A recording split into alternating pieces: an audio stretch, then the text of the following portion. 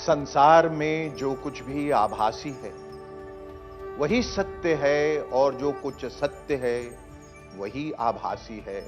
और आभासी यानी वर्चुअल और सत्य का संबंध बड़ा विचित्र है बंधु। ये सब क्या बोले जा रहे हो शेखर?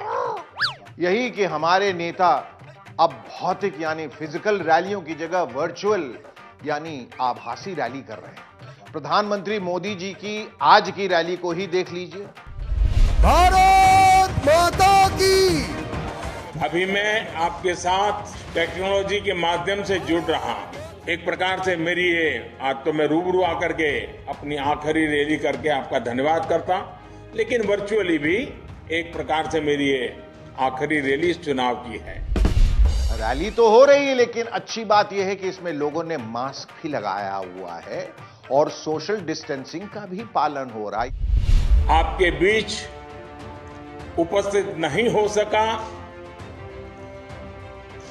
प्रत्यक्ष आकर आपका आशीर्वाद नहीं ले सका, इसके लिए मैं आपका क्षमा प्रार्थी हूं। यानी वर्चुअल रैली में जनता को रियलिटी में यानी असलियत में होने वाला खतरा तो कम हो गया। ये तो सही। वैसे मोदी जी की तरह वर्चुअल रैली करने का ऐलान तो ममता दीदी ने भी किया था। देश भर में कोरोना के मामलों में आई तेजी और 22 अप्रैल के चुनाव आयोग के आदेश के बाद मैं अपनी सभी निर्धारित चुनावी रैलियों को रद्द कर रही हूं और अब हम लोगों तक वर्चुअली पहुंचेंगे। लेकिन अब उन्होंने किसी भी तरह की रैलियां करने से साफ मना कर दिया है। वैसे भी दीदी को क्या फर्क पड़ता है, जो काम वो अपनी वर्चुअल रैली में करती वो उन्होंने प्रेस कॉन्फ्रेंस में साक्षात कर दिया। সেন্ট্রাল গভর্নমেন্টে কিন্তু প্রধানমন্ত্রী কোনো মিটিংয়ে আজ পর্যন্ত আমাদের কাছে সে কথা বলেনি স্টেটগুলোর কাছে, এবং দুই আজকে মনে উনি কোনো মিটিং করছে আমি শুনেছি, বাট আমরা উই আর নট ইনভাইটেড। আমি ইনভাইটেড থাকলে নিশ্চয়ই যেতাম। मोदी जी की वर्चुअल रैली से याद आया, पता है बंधु, मोदी जी के एक ट्वीट की वजह से लोग कल खामखा कंफ्यूज हो गए। कंफ्यूज? वो कैसे? नहीं, इसमें मोदी जी की गलती नहीं है, उनकी गलती नहीं है। मोदी जी ने तो साफ साफ बोल दिया था। क्या बोल दिया था, खुद बताओगे भी शेखू? अरे यही कि मैं कल पश्चिम बंगाल नहीं जा रहा हूं। तुम क्यों जा रहे थे बंगाल शेखरू? अरे मैं नहीं जा रहा हूं बंदरू बेवकूफ। मोदी जी ने ट्वीट करके बताया था कि मैं पश्चिम बंगाल नहीं जा रहा हूं। ये देखो, कल कोविड-19 की स्थिति की समीक्षा करने के लिए उच्च स्तरीय बैठकों की अध्यक्षता करेंगे। इसी वजह से मैं पश्चिम बंगाल नहीं जाऊंगा। देखा तुमने, गौर से देखा ना? हाँ। तो मोदी जी ने इसमें कहीं भी ये लिखा है, कहीं भी लिखा है कि मैं बंगाल की अपनी रैलियां रद्द कर रहा हूं? लिखा है क्या?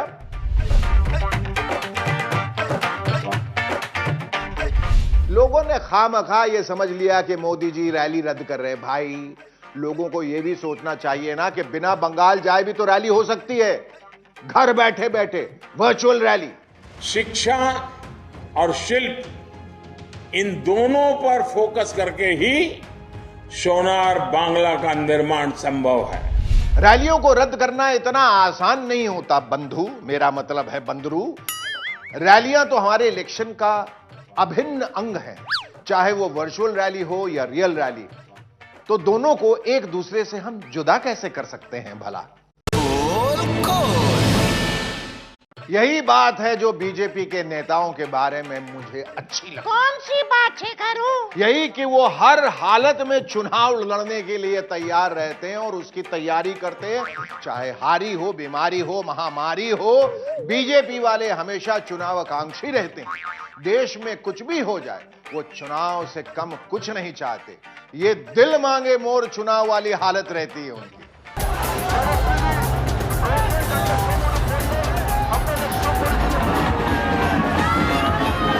स्वागतम भारत माता की।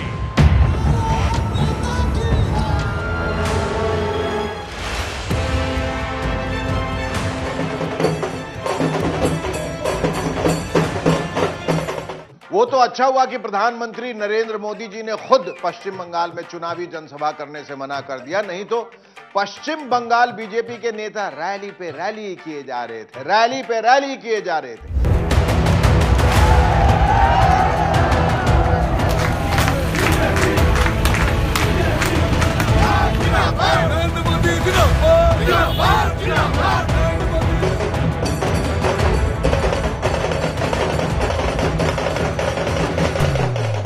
अभी भी बड़ी बड़ी रैलियां करते, लेकिन मोदी जी कोरोना वाली मीटिंगों में लग गए और पश्चिम बंगाल बीजेपी के नेताओं के अरमान धरे के धरे रह गए। दिल के अरमान आंसुओं में बह गए। देश में कोरोना जिस तरह से फैल रहा है, उससे हर पार्टी के नेताओं और कार्यकर्ताओं में दहशत है, लेकिन बीजेपी के नेतागण कुछ और ही सोचते हैं। उनको लगता है कि चुनावी रैलियों से कोरोना नहीं फैलता। क्या सच में? अरे ये बात मैं अपनी तरफ से नहीं कह रहा हूं बंदरू, किसी की कही बात में मिलावट भी नहीं कर रहा हूं। मैं आपको सीधे सीधे पश्चिम बंगाल बीजेपी के अध्यक्ष दिलीप घोष के मुखारबिंद से निकली बात सुना रहा हूं, जिनसे हमारे एक संवाददाता ने बात की। कोरोना जो बढ़ रही है, जहां बढ़ रहा है वहां चुनाव नहीं है। 10 प्रदेश कम से कम देश में जहां ऊंचाई पर है, उसमें बंगाल 8 नंबर में है। तो चुनाव अगर कारण होता बढ़ने का तो आज महामारी हो जाता है यहाँ। और जो 3 प्रदेश सबसे आगे है, दिल्ली, महाराष्ट्र, छत्तीसगढ़, वहाँ चुनाव भी नहीं है, वहाँ सभा भी नहीं है। इसलिए इसका कारण क्या है बढ़ने का, उसका खोजबीन हो। दिलीप मोशाय, दिलीप मोशाय, कोरोना कैसे होता है या कैसे बढ़ रहा है, ये सबको पता है। ये इसलिए फैलता और फैल रहा है कि लोग आपस में कोई दूरी बनाकर नहीं रखते, मुंह पर मास्क नहीं लगाते। ये बात प्रधानमंत्री जी भी कई बार बोल चुके हैं और हमारे अमिताभ बच्चन जी तो रोज लाखों करोड़ों बार कहते हैं। यानी हर शख्स के मोबाइल पर उनका कोरोना वाला स्लोगन सुनाई पड़ता है। जितनी बार कॉल कीजिए, बच्चन साहब की चेतावनी सुनाई पड़ती है। लेकिन दिलीप जी आप तो दूसरा ही राग अलाप रहे हैं। ये बात तो सामान्य ज्ञान रखने वाला कोई भी शख्स बता देगा कि चुनावी रैलियों में आपस में 2 गज तो क्या 2 इंच की दूरी भी नहीं रहती है।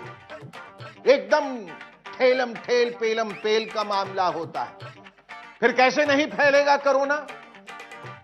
कोरोना वाला ये दिव्य ज्ञान आपको कहां से मिला दिलीप बाबू? कहां से मिला ये भाई? बताइए तो सही, बताइए।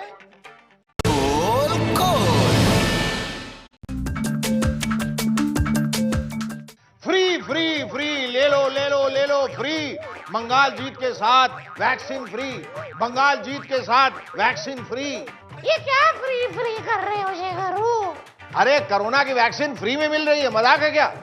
कोरोना के वापस आते ही उसके साथ फ्री वैक्सीन की पॉलिटिक्स भी वापस आ गई है बंदरू। वैक्सीन पॉलिटिक्स मतलब बीजेपी के बंगाल इकाई ने ऐलान किया है कि चुनाव जीतते ही हम सबको कोरोना की वैक्सीन फ्री में लगाएंगे। पश्चिम बंगाल में बीजेपी की सरकार आते ही कोरोना वैक्सीन सबको फ्री में दी जाएगी। ये कमाल है ना? जहां भी चुनाव होते हैं वहीं पे वैक्सीन फ्री में बंटने लगती है। जी, पहले बिहार में मिल रही थी, अब तक तो वो मिली या नहीं ये तो नहीं पता, लेकिन अब वो बंगाल में भी फ्री मिलने वाली। वैसे आप सबको बता दूं कि फ्री वैक्सीन वाली ये डिमांड खुद ममता दीदी ने की। सुनिए दीदी ने क्या कहा।